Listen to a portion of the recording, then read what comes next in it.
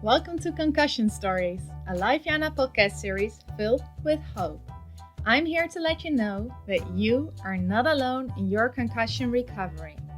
I'm Melanie, and I spent more than 6 years experimenting, training, and learning in order to heal myself from a very bad case of post-concussion syndrome. And today, I feel better than ever before. In Concussion Stories, we dig deep while discussing hopeful stories of recovery as well as the hard stuff in the messy middle. If you're struggling to focus, be sure to take breaks. Down in the description of each episode, you can find a table of contents in case you want to skip ahead. Let's dive right in. Professor Michael McCrea is the embodiment of a busy bee. He is a clinical neuropsychologist and professor of neurosurgery and neurology at the Medical College of Wisconsin. Do you remember CENTER-TBI from multiple previous Concussion Stories episodes? It's the massive European research group researching traumatic brain injury. Professor McCrea is on the steering committee of CENTER-TBI's equally massive sister project in the US, TRACK-TBI. And he co-leads the CARE Consortium, a huge American research project studying student athletes and military service members with a concussion. All three studies, so CENTER-TBI, TRACK-TBI, and the CARE Consortium, are called the Studies of a Generation, as Professor McCrea will explain in this episode. And Professor McCrea himself is involved in 2 of them. So long story short, if you say concussion or post-concussion syndrome, you say Professor McCrea. Let's listen to all that he has to share with us. Before we started this conversation recording, we already talked a bit about my experiences, and you just shared something very interesting about the advice of rest. Maybe you could share a little bit about it with our listeners as well. Absolutely. So we've taken many twists and turns, I would say, in our approach to acute management and rehabilitation and return to activity after concussion, whether that be in our civilian patients in the hospital or clinic, with our athletes affected by sport-related concussion, or in military service members who are injured in the line of duty. And the common thread to all 3 of those populations who we know are at risk of mild traumatic brain injury or concussion is the ultimate goal of returning to our former activities. We started developing protocols for graded exertion, rest followed by graded exertion, and even the concept of rest was something that was debated and argued. Is it necessary at all? In a sports setting, for instance, it was very common for athletes to return to play in the same contest many years ago. Thankfully, that's no longer common practice. So some were arguing that rest was really not important at all. And at the other end of the continuum, there were people out there arguing for the need and benefit of complete and total rest, meaning physical and cognitive rest. And that really even eventuated to sort of the absurd, the notion that it would be best for a concussion, a person affected by concussion, to be in a dark room with the lights off and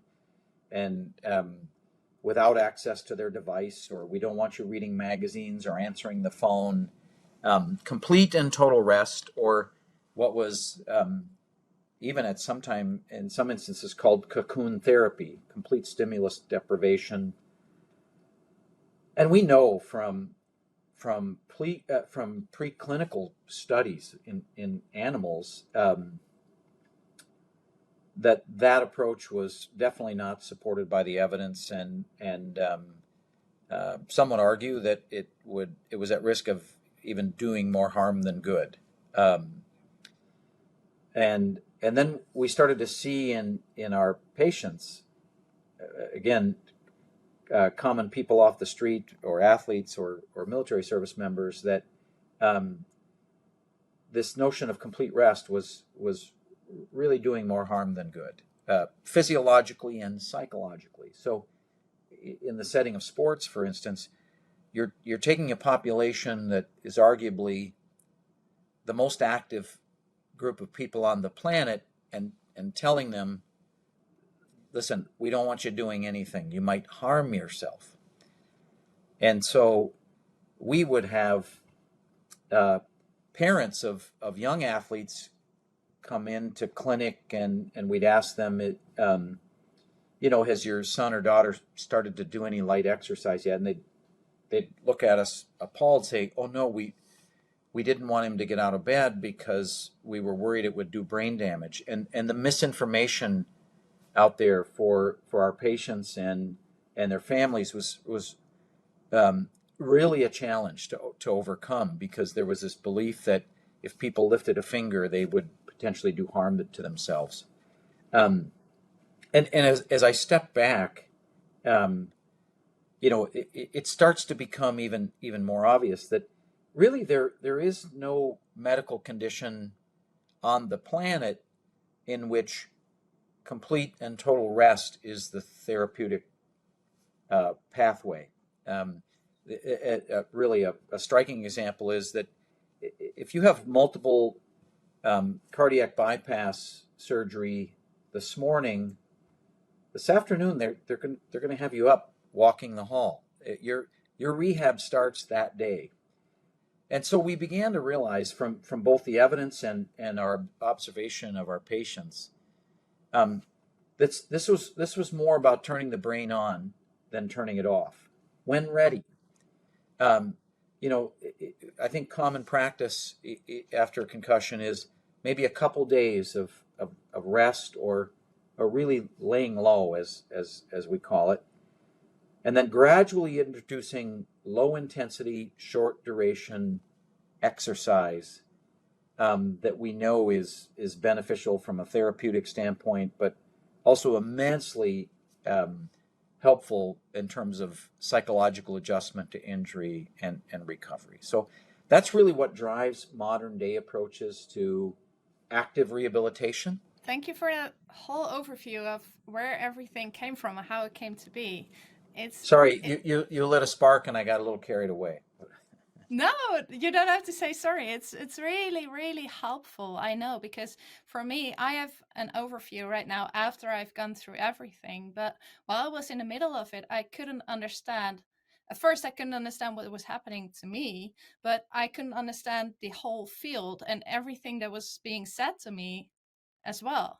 And only after I went through everything, I got to see this history of medical advice, how it came to be and why I was advised to rest so often, or why I was being told that my brain injury would never recover because it had been taking too long.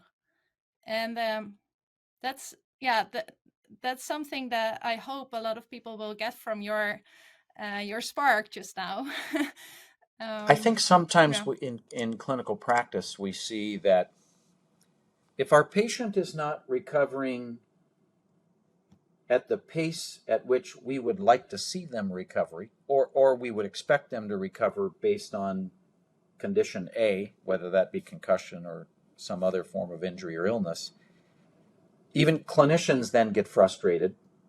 And the longer that extends in its phase, the less energy clinicians often want to put into that patient, and that's really a shame that the patient starts to feel like they got tossed aside because they're no longer the good student or following that course of recovery that everyone predicted.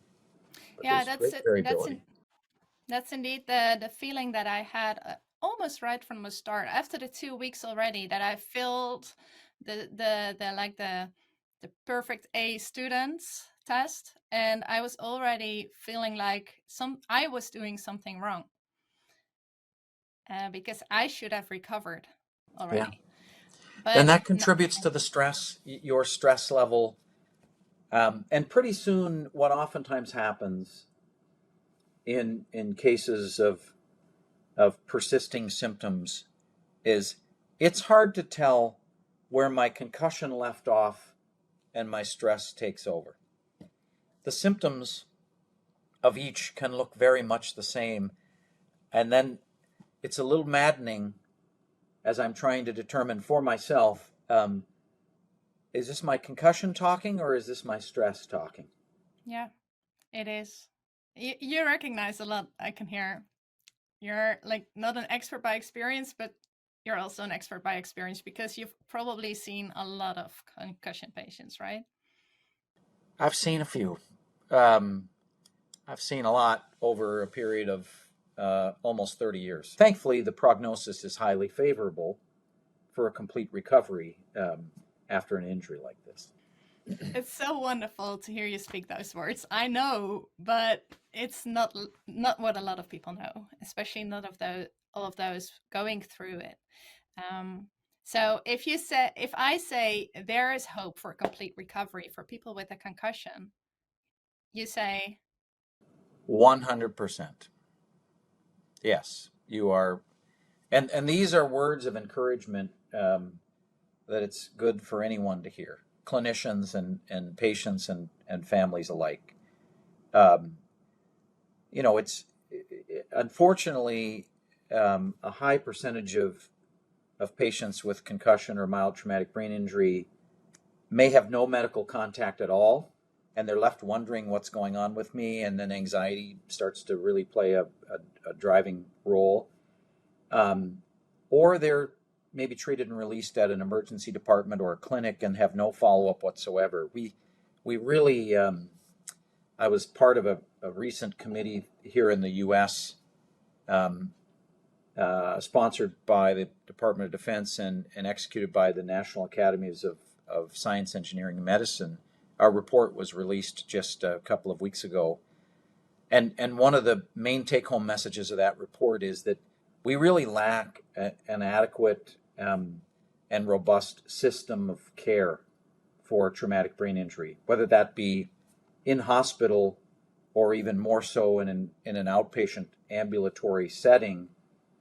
Patients are often left to sort of fend for themselves in finding a specialist to see or having any follow-up whatsoever to assess their recovery and then clear them to return to normal activity or guide their rehabilitation care. These are these findings that you just mentioned. They are completely similar to what CENTER-TBI in Europe has found as well. You are involved with the project with TRACK-TBI and also the something called the CARE Consortium, which is sort of a parallel to TRACK-TBI in the U.S. and CENTER-TBI in Europe. Those two studies are focused on civilian traumatic brain injury. And the CARE Consortium here in the U.S. is a large-scale national study of concussion in athletes, collegiate athletes, and military service academy. Okay, well, it's very interesting, as Andrew Maas also mentioned in one of our previous Concussion Stories episodes, that if in Europe we find things and over in the US you find things, and those things are similar, then at once we have a whole lot of evidence that the system, in fact, should change in a specific direction, right? That's very impactful. Correct, and probably not, definitely not confined to just Europe and the U.S. I mean, we're finding similar patterns in the common causes and characteristics of TBI, the natural history of recovery and long-term outcome, and then really important observations as it relates to the need for, again, a more robust system of care for patients affected by traumatic brain injury, for sure. It's sort of a universal finding around the globe.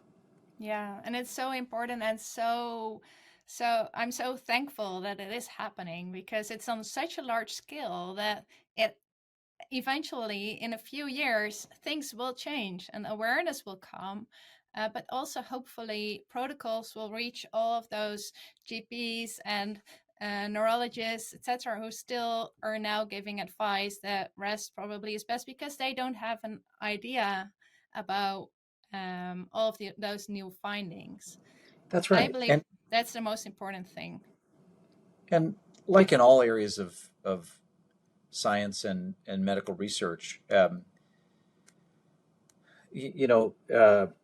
observations or case studies are sort of I use the term around here that they're the seedlings on which the scientific method is grown.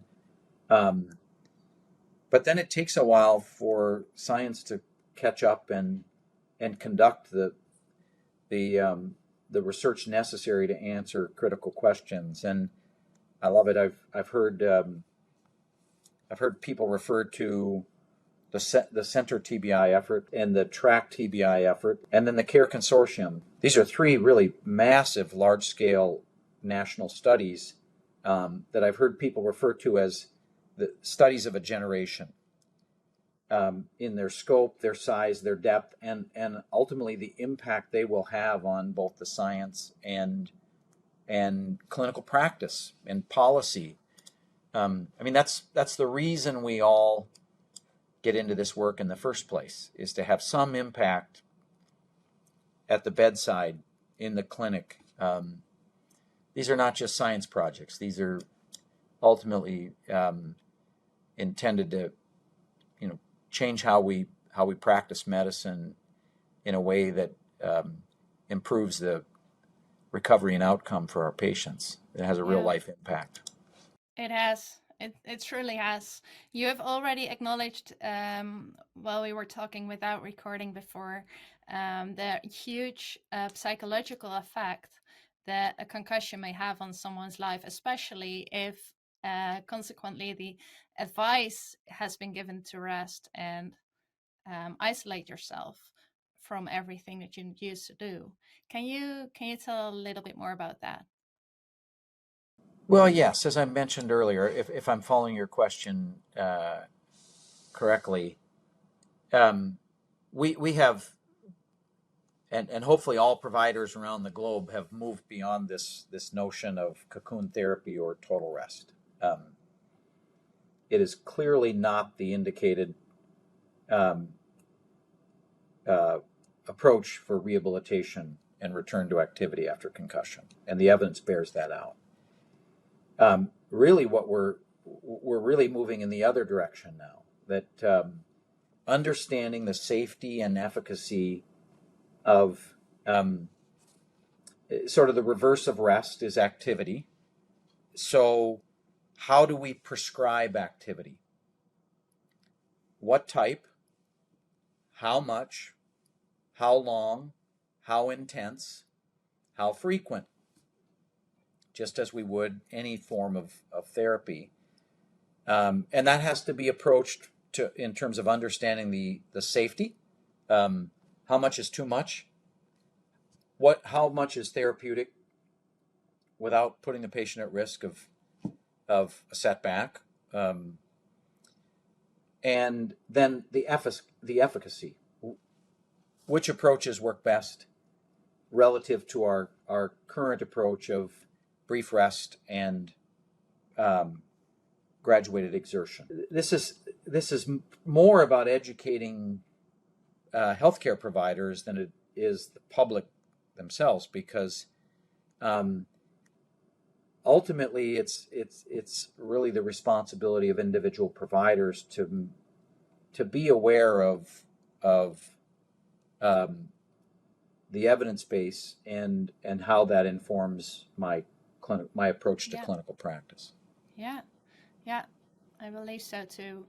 And it's surely it is about increasing activity, like graded activity, and also active recovery. That's one of the keywords of everything I teach others.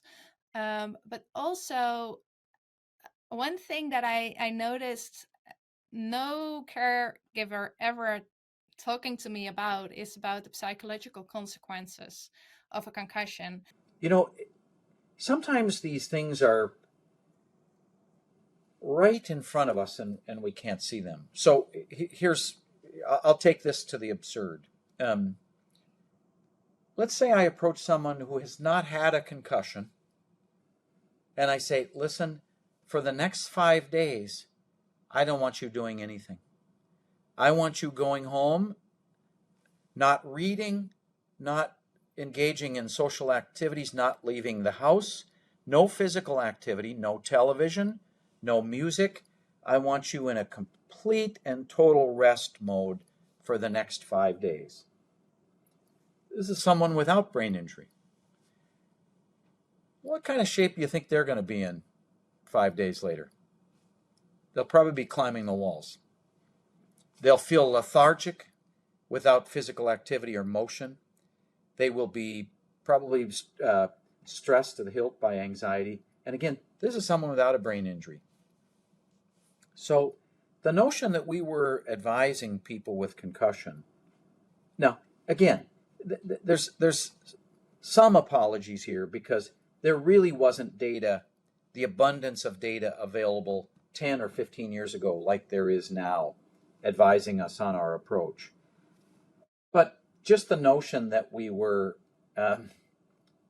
advising people with brain injury to remain under complete and total rest, again, was counterproductive from a physiological standpoint in terms of promoting brain health and recovery, but also had major psychological fallout, where people began to become more and more anxious and depressed, more isolated, withdrawn. And all of a sudden, we had a bigger problem than just the concussion that we had to sort of undo. And I saw it, again, in our patients. I saw it affecting parents. It really became a significant and pervasive problem, for sure. Mm-hmm.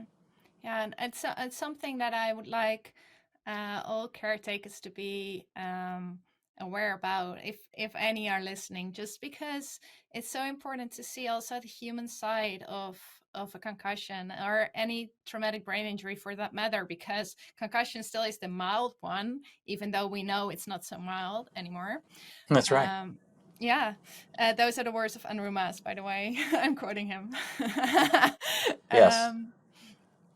But it's so important to see that human aspect, aside from only the medical part. And even though I know that the field is changing and different advice is being given more and more, most people who come and find me still are being advised to rest. And I think it's the people that find me because it's my message as well. It's the thing that I heard the most. But the advice is still being given, and it's so important for it to change. And I believe your research will help with that as well. We all have an obligation to correct untruths or whatever it might be, for not only patients but for providers out there who have been the recipients of misinformation or bad advice. And it's all, if you look deeply into it, it's all very understandable, right? That it isn't like the mistakes are made on purpose. It's like we just need a lot of educating to do. And research really has started only recently. If you look at the long period of time that you have been working on concussions, it's only, I think, for the last 10 years that you see this really real increase in research on brain injury. Really, in the last, you could make the argument, I think, that maybe more progress has been realized in the last 20 years, certainly than any other time in history, as it relates to scientific discovery and breakthroughs. Real translational research in traumatic brain injury. It's really quite amazing. Yes, it has. So I have one more question for you, because on your personal page on the Medical College of Wisconsin website, you write that you find it so important to show compassion with your patients as if they were your own family. and also to involve family members. I see you're laughing as a response. Why is that? I'm laughing because I had a discussion with a patient and their spouse this morning about a very unfortunate situation. This is not a concussion patient, but where I literally found myself saying the words that if this were me or my spouse, here's what I would do. And I think when you can be honest with your patients, they are much more likely to instill their trust in you. And sometimes, we encounter patients who are in very difficult situations based on a new diagnosis, for instance, that can be very serious and have major consequences. And that's where they want ground truth. And there's no more ground truth in my experience than me saying that if this were me, or this were my wife, or a family member, here's what I would do. When the chips are down, this is the decision I would make. And they're certainly entitled to go get another opinion, but you're being completely honest with them and forthright, and nothing's more important than that in my mind. No, I agree. We all deserve that, right? Yes, we do. And I also believe that is the position that also could give an advice like, I don't know, and maybe you should find your answer here and here. That's something that's missing a lot in concussion Correct. help, I believe. We don't have the answers here, but we have access. We'd like you to go see this person, this specialist, who we are confident can provide you the help you need.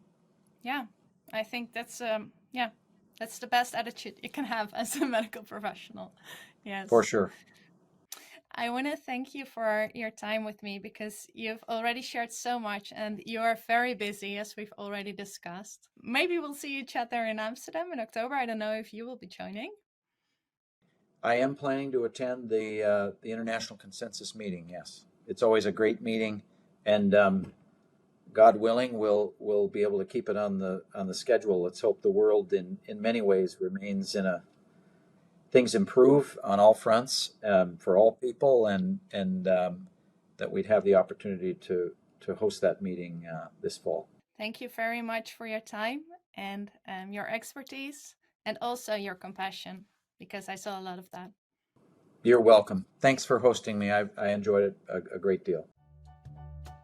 Now I would love to hear from you. What do you take away from this episode? Is there something that you can apply to your life right away? Head on over to lifeyana.com and leave your comment now. And if you want to hear and read more concussion stories, actionable steps, and inspiration, be sure to subscribe to the Lifeyana email list while you're there, so that you never miss out on new materials we constantly make for you. If you want to support this podcast, head on over to patreon.com/concussion stories. Thank you for listening to this Concussion Stories episode by Lifeyana. May you be well, and may you be happy.